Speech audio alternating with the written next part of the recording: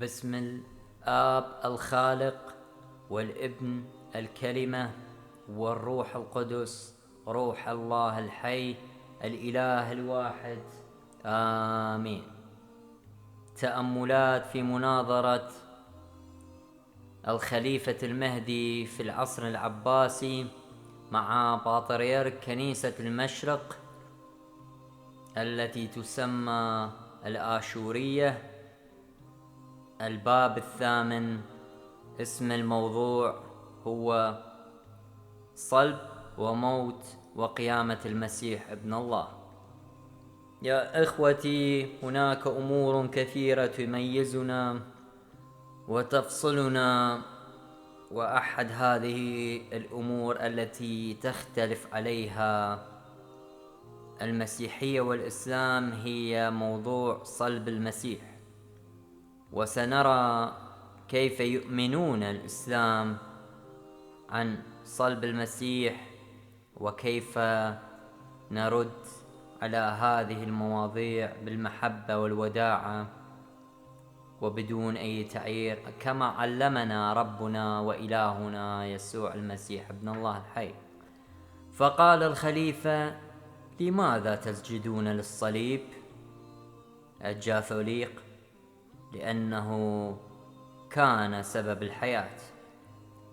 الخليفة: بل كان سبب للموت. الجاثوليق: نعم، والموت كان سبب للقيامة، والقيامة كانت سببا للحياة، فإذن الصليب كان سببا للحياة وعدم الموت، فلذلك نقدم بواسطته السجدة لله تعالى الذي فتح لنا به ينبوع الحياة وعدم الموت. فذلك الذي قال في البدء: لأن الله الذي قال أن يشرق نور من الظلمة هو الذي أشرق في قلوبنا لإنارة معرفة مجد الله في وجه يسوع المسيح. وهذه الآية مذكورة في رسالة بولس الرسول، وأيضا في خروج 15 من العهد القديم: فصرخ إلى الرب فأراه الرب شجرة فطرحها في الماء فصار الماء عذبا، أي موسى الذي طرح الشجرة حينما أخرج الله بني إسرائيل من عبودية فرعون، فعطش الشعب، فحصلت هذه المعجزة في المياه المرة على يد موسى. وبمنظر الحية التي أقامها موسى، الحية النحاسية القاتلة، أعطى الحياة لبني إسرائيل كما جاء في سفر العدد من العهد القديم الإصحاح 21: فصنع موسى حية من النحاس ووضعها على الراية، فكان متى لدغت حية إنسانا ونظر إلى الحية النحاسية يحيا. أخرج لنا خشبة الصليب ثمرة الحياة، وهو أيضا أشرق لنا بين أغصان الصليب أشعة الحياة وعدم الموت. كما أننا نبذل الجهد في إكرام الأشجار وخدمتها حية بأثمارها، كم بالأحرى خشبة الصليب التي أثمرت ثمارا للحياة الأبدية، تشرق أشعة المحبة الإلهية الساطعة على وفي جميع المخلوقات المنظورة والغير منظورة. فلما أسلم الله ابنه للموت على خشبة الصليب حبا بخلاص الكل وحياتهم وانبعاثهم أكثر، ازدادت أشعة هذه الحياة إشراقا نحو الناطقين بالحقيقة. يفترض على الكل أن يظهروا محبتهم لله بواسطة الصليب والإيمان بصليب المسيح الذي أظهر به الله محبته نحو الجميع، كما قال المسيح: ما من حب أعظم من هذا أن يبذل الإنسان نفسه عن أحبائه. والحب الذي أعطاه الآب لجميع البشرية هو ابنه أن يموت من أجل الكل لخلاص الكل الذي يؤمن به لأنه كلمة الله الذي تجسد. تفسير: والآن يريد طيموثيوس أن يوضح أن الصليب هو سبب للحياة وانطلاقا من الكتاب المقدس. يقول الله: الذي أعد الماء المر عذوبة بعود، وهذه إشارة إلى سفر الخروج الإصحاح 15. أفاد الناظرين إلى الحية المصلوبة التي كل من كان ينظر إليها كان يحيا من لذات الحيات في برية سيناء. وأثمرت عصا هارون وأفرخت وأعطت غصنا، وجعل في عصا موسى قوة على عمل الآيات كشق البحر وإخراج الماء من الصخرة. وهو أفادنا من عود الصليب الذي هو شجر الحياة، ثمرة الحياة هو الإيمان بابن الله. هذه الإشارات التي أتت في العهد القديم تشير إلى أن الحياة تنبعث من الموت. الماء المر رمز للموت، وأصبح ماء عذبا بعود، أي بعود الصليب الذي يعطي الحياة. والعود يشير إلى الصليب وكذلك إلى الحياة، وهي رمز للموت. أصبحت نجاة لكل الذي يؤمن به. فيتم ذلك بقوله: ولكن الصليب كان أداة يتم بها الخلاص. وظهر حب المسيح للبشر حتى قال: ما من حب أعظم من هذا أن يبذل الإنسان نفسه عن أحبائه، كما بذل المسيح نفسه عن جميع العالم. والذين يؤمنون به يكون لهم الحياة في الآخرة إلى أبد الآبدين. الخليفة: كيف مات المسيح الإله؟ فإذا كان هو الله أيمكن أن يموت الله كائنا ما كان؟ الجاثوريق: إن يسوع المسيح بما أنه إله لم يمت، بل تألم ومات في الطبيعة البشرية بما أنه إنسان كامل. فكما أن الإهانة تنسب للخليفة نفسه حين ينشق ثوبه بإهانة أو تتمزق ثيابه الملوكية باحتقار، هكذا احتمل يسوع المسيح الآلام والموت بالجسد. فالألم والموت لا تنسب إلى اللاهوت أو الطبيعة اللاهوتية أو الطبيعة الإلهية، بل إلى الطبيعة البشرية. فمع ذلك لم يفارق لاهوته ناسوته ولا لحظة من الوقت. الخليفة: أعوذ بالله أن عيسى ما قتلوه وما صلبوه، ولكن شبه لهم، كما جاء في سورة النساء الآية 57. الجاثوريق: ولكن وقد ورد عندكم في سورة عيسى، وهي ما نسميها اليوم بسورة مريم التي غيرتموها، في الآية 33: السلام علي يوم ولدت ويوم أموت ويوم أبعث حيا.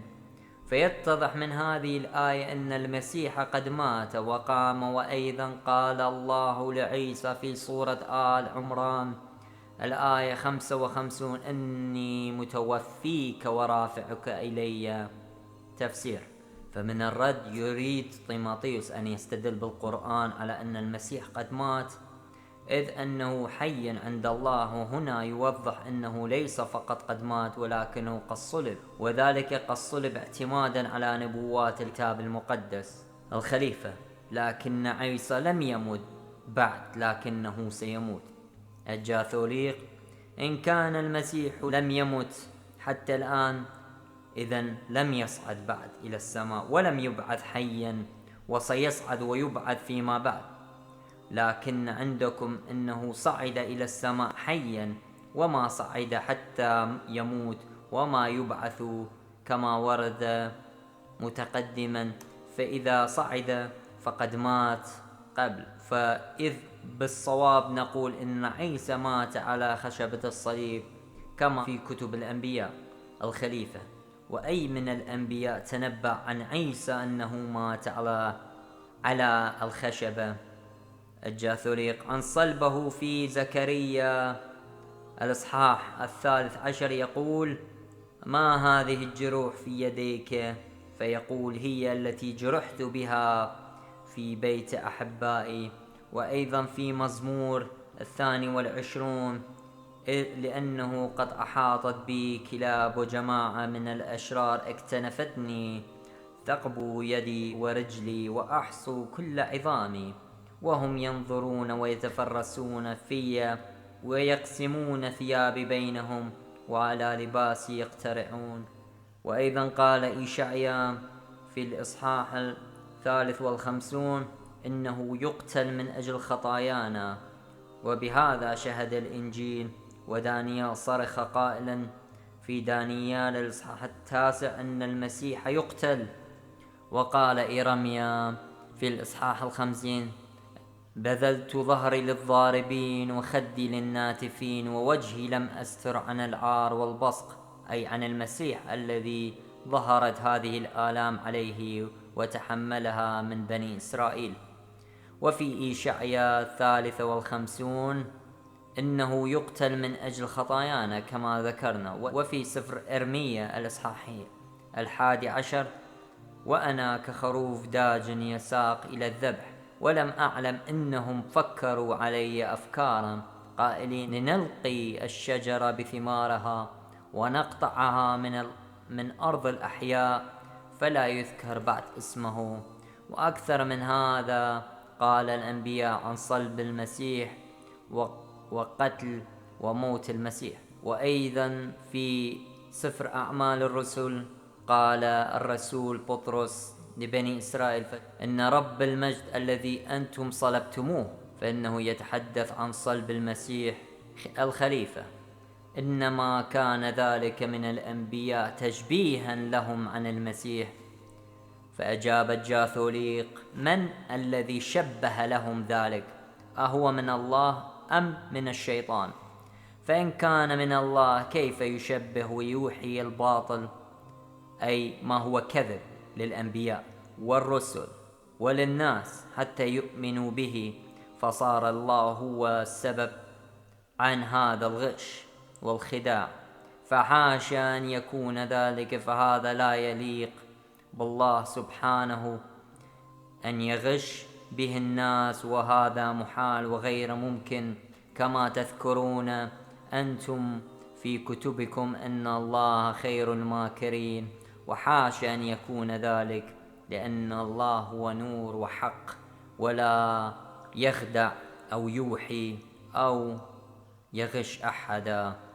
أما إن كان من الشيطان الرجيم الذي شبه لهم ذلك، فكيف يقدر الشيطان أن يفسد تدبير وحي الله للأنبياء والتلاميذ ويشبه على الأنبياء والتلاميذ والناس من قبل حتى يتنبؤوا ويكرزوا بالباطل؟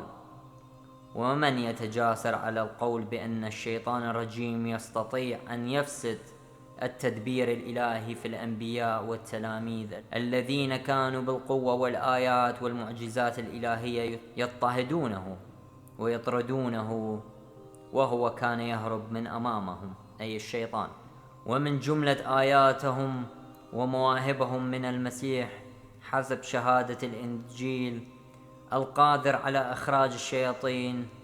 إن كان الشيطان هو الذي شبه لهم الباطل، فهو إذن أقوى من الأنبياء الذين تنبؤوا بذلك قبل، وأقوى من الرسل الذين أخبروا بذلك، مع العلم أن المسيح أعطاهم القدرة والسلطان على سحق قوة الشيطان وطردها. وأيضا فكم جاز أن يقال أن الصلب كان تشبيها، فكذلك الانبعاث والصعود إلى السماء وكل الآيات الإلهية. أي إذا أدخلنا التشبيه على الصلب فلما لا تدخلها على كل شيء؟ فبطل الدين.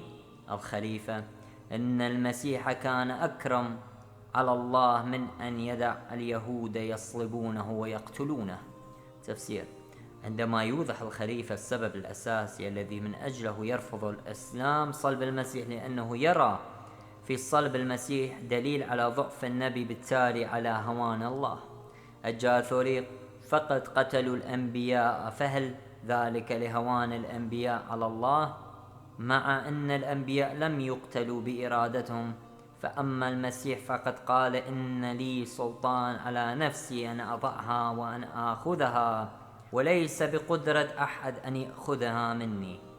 وهذه الآية مذكورة في الإصحاح 10 من إنجيل يوحنا. فعرفنا بذلك إن بإرادته يسلم نفسه للموت، لا لأنه كان ضعيفا واليهود أقوياء، بل بإرادته.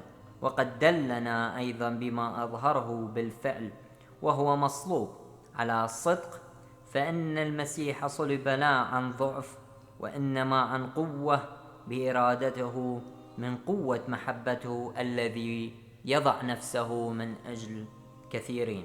لأن الذي أظلم نور الشمس وأظهر علامات الدم في القمر من أجله صارت الزلزلة وانشقت الصخور وقام الأموات من القبور كما شهد الإنجيل ودخلوا المدينة المقدسة أي أورشليم. إن هذه الآيات جميعها تشهد أنه لم يكن ضعيفا، ثم قيامته في اليوم الثالث من موته كما أخبر قبل موته مرات كثيرة. وقد همت اليهود بأخذه مرارا فلم يقدروا حتى أراد، فإذ لم يكن ضعيفا عن خلاص نفسه من اليهود، وإنما أراد كمال سر موته وتدبيره بناسوته عن الناس المستوجبين للموت أي للموت الأبدي. كان يجب على يسوع أن يموت ليفتدي الناس ويخلصهم من الموت الثاني، ويخلصهم من خطيئة آدم، ويخلصهم من سلطان الشيطان، ويعطيهم الحياة ليرجع صورة الإنسان الأول قبل سقوطه إلى مجده الأول. لأن إذا كان الإنسان الخاطئ يعيش بخطيئته ولا يغتسل بدم المسيح أي يؤمن به ويغتسل بالمعمودية من معمودية الماء والروح ويتناول من جسده ودمه الذي يعطى لخلاص كثيرين، لن يكون لهم خلاص في الحياة الثانية، بل هم مستوجبون الموت ودينونة التي سيدين بها الله العالم الذين رفضوا كلمته وشهادته عن ابنه الوحيد.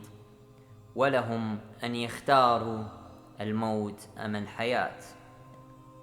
الخليفة إن كان بإرادته صلب فقد أكمل اليهود إرادته، فلا لوم عليهم إن كان قد صلب كرها، فهم أقوى منه فليس بإله. أي أن الخليفة يعني بهذا الكلام أن المسيح إذا كان هو يريد أن يموت فقد أكمل اليهود إرادته، فلماذا يلومهم ويقاصصهم؟ وإن كان قد صلب فإنه ليس بإله، لأن هذا ضعفا منه. فالمسلمين لا يفهمون معنى المحبة والتواضع والفداء من أجل الكثيرين، وهذا ما قام به الرب يسوع المسيح الذي تواضع وأخذ صورة العبد ووضع نفسه من أجل كثيرين للذين يؤمنون به لتكون لهم حياة أبدية ويكونون أبناء الملكوت. ولكن قال جاثوليق ردا على سؤال الخليفة: إن كان اليهود صلبوا المسيح لأجل هذه الغاية، وهي أن يقوم من الأموات بنور ويصعد إلى السماء ممجدا، فليس لهم ذنب، لا بل يستحقون المدح والتبجيل، يعني التمجيد. ولكن غاية اليهود في الصلب كانت نتيجة حسدهم له وبغضا به، فتألم وقتل على أياديهم، لذلك يستحقون العذاب والموت، لأن نيتهم في القتل لم تكن لتمجيده، بل كانت نتيجة حسدهم كما ذكرت الأناجيل. لأنهم صلبوا يسوع المسيح رب المجد، فالله مجده إذ أقامه من الأموات وأصعده إلى السماويات. وأيضا ماذا يفتكر الخليفة الغني الذهن والغزير الحكمة؟ أي من هذين الأمرين يقول؟ هل كان الله يريد الملاك أن يسقط ويصير شيطانا أم لا؟ فإن قلت نعم، فالله لما خلق الملاك أراد أن يكون شيطانا، فقد أحسن الشيطان إذ قد صنع الإرادة الإلهية وكملها، وليس هو عاصيا ولا ملوما ولا ملعونا. وإن قلت لا، فإرادة الله كانت أن يكون ملاكا طائعا خادما خاضعا، فكان هو شيطانا عاصيا، فقد ضاد إرادة الله وكان على خلافها. وكذلك الكلام في آدم، هل كان الله يريد أن يطرد آدم من الفردوس أي جنة عدن أم لا؟ فإن قلت نعم، فينجو الشيطان من العقاب لأنه ساعد إرادة الله سبحانه في إخراج آدم من الجنة وطرده منها. وإن جاوبت لا، فكيف لا تقول إن الله غلبت إرادته وأوضح ضعيفا، إذا الأمر من دون مشيئته، إن الله القدير. وإن أخطأ إبليس وآدم ضد إرادته الإلهية، ثم إن آدم وإبليس لا يخلون من الذنب، وإن كان ارتضى الله بأن إبليس أن يقطع من السماء ويطرد آدم من الفردوس، لأنهم لم يخطئان تبعا لإرادته تعالى أي لله، بل لتكميل إرادتهم في الخطيئة. هكذا يسوع المسيح لا يزال إلها قادرا، ولم تكن إرادته أن يقاصص بني إسرائيل، فإنهم من حسدهم وكرههم له صلبوه كما ذكرت الأناجيل، لأنه قال: يا أورشليم يا أورشليم يا قاتلة الأنبياء وراجمة المرسلين إليك، كم مرة أردت أن أجمع أولادك كالدجاجة التي تجمع فراخها ولم تريدوا، إذا الرب أراد ولم يريدوا، لأن أعطيت لهم الحرية التامة ليختاروا بين الموت والحياة. وإن قلنا اليهود تجاسر وصلبوه دون إرادته، فلا يقدرون أن ينجوا بأنفسهم من القصاص، وأن اللعنة والنار بانتظارهم، وأن المسيح قد ارتضى بأن يتألم على خشبة الصليب حبا بخلاص البشر، بخلاص بني إسرائيل، فلم يريدوا ولم يقبلوه، لأن اليهود لم يصلبوا المسيح تبعا لإرادته، بل لأجل البغض والحسد والحقد ونحو الذين أرسلهم، فلهذا السبب صلبوه، أي لكي يموت ولا يذكر مرة أخرى. أما المسيح فأراد أن يصلب حتى بموته يحيي الجميع، كما قلنا، للذين يؤمنون به للحياة الثانية. وأيضا فليثبت في الناس رجاء القيامة، قام المسيح بناسوته من الموت، موته حتى تشتهر قيامته، لكي لا يظن أن موته كان خياليا، فلا بد من صلبه. ولا خلص نفسه من اليهود، فكذلك لم يخلص نفسه من أياديهم حتى صلبوه. ولو صعد إلى السماء من غير موت لم تنتفع الناس، كالحال مع أخنوخ وإيليا.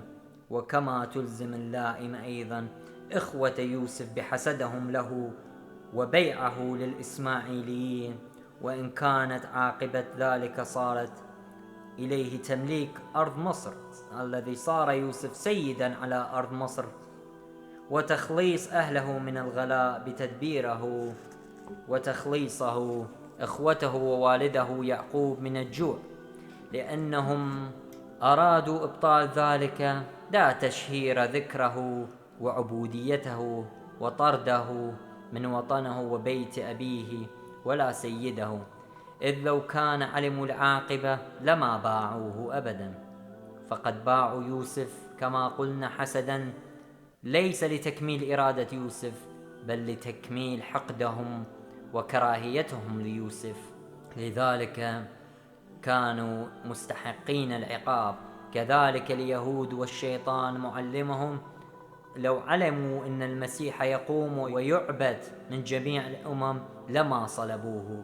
كذلك نقول في الذين يخرجون إلى للجهاد في سبيل الله، إن كانوا لا يريدون أن يقتلوا، فليس موتهم بإرادتهم، فلا فضل لهم ولا هم شهداء. وإن كان قتلهم بإرادتهم وموتهم بإرادتهم فلا عقوبة تلازم قاتلهم، إذ إنما أكملوا إرادة الشهداء، وهذا يأتي من حب الذي يجاهد في سبيل الله، وهو جهاد الروح وليس قتل الناس وذبحهم. وكيف لا يجب عقابه وقد قتل الشهيد وهو عدوهم في دينهم؟ كما لا يفلت هؤلاء من العقاب إن كانوا أكملوا إرادة المقتولين، لأنهم لم يكونوا يقصدون تكميل إرادتهم.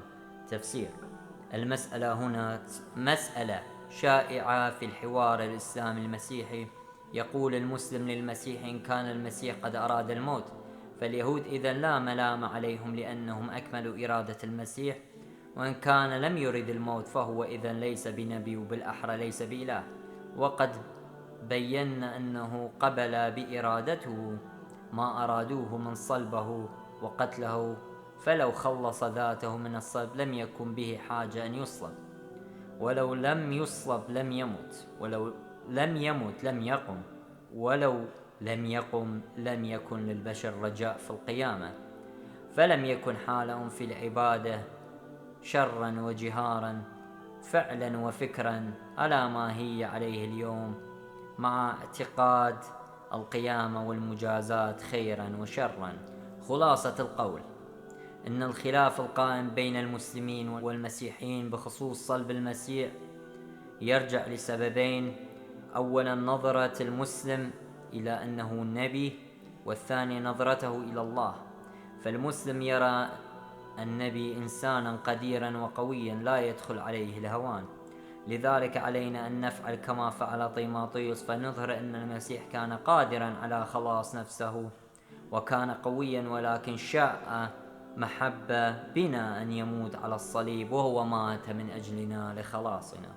أما الخلاف الثاني فهو أهم ويمس نظرتنا لله تعالى، أن المسلم لا يفهم أن الله قد يشاء أن يكون ضعيفا فيأخذ صورة البشر، بل كما قال بولس الرسول صورة العبد. ونحن نريد أن نؤكد هذا المعنى، أن الله تعالى أراد الضعف محبة فينا. والسؤال هنا: هل نؤكد هذا في حياتنا؟ نظرتنا إلى العلاقات الاجتماعية بيننا وبين المسلمين هل توضح معنى الصليب ومعنى الله تعالى السجود للصليب، لأن فيه قوة الله التي تقيم الموت وتطرد الشياطين، وبه تشفى آلام الموت والأمراض للذين يؤمنون به، لأن الصليب اسم المسيح، مثل ما نقول قتيل وسجيد، لأن هذه التسميات لا تليق بالخشب والفضة والنحاس.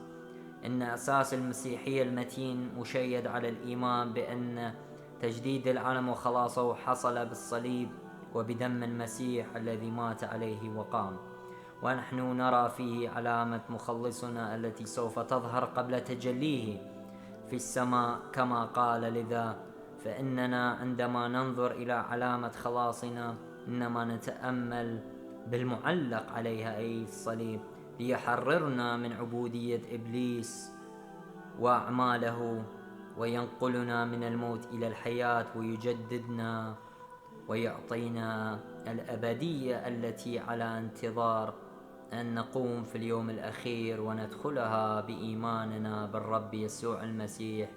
له المجد الآن وكل أوان. أخوكم الراهب المشرقي، صلوا من أجل ضعفاتي. آمين.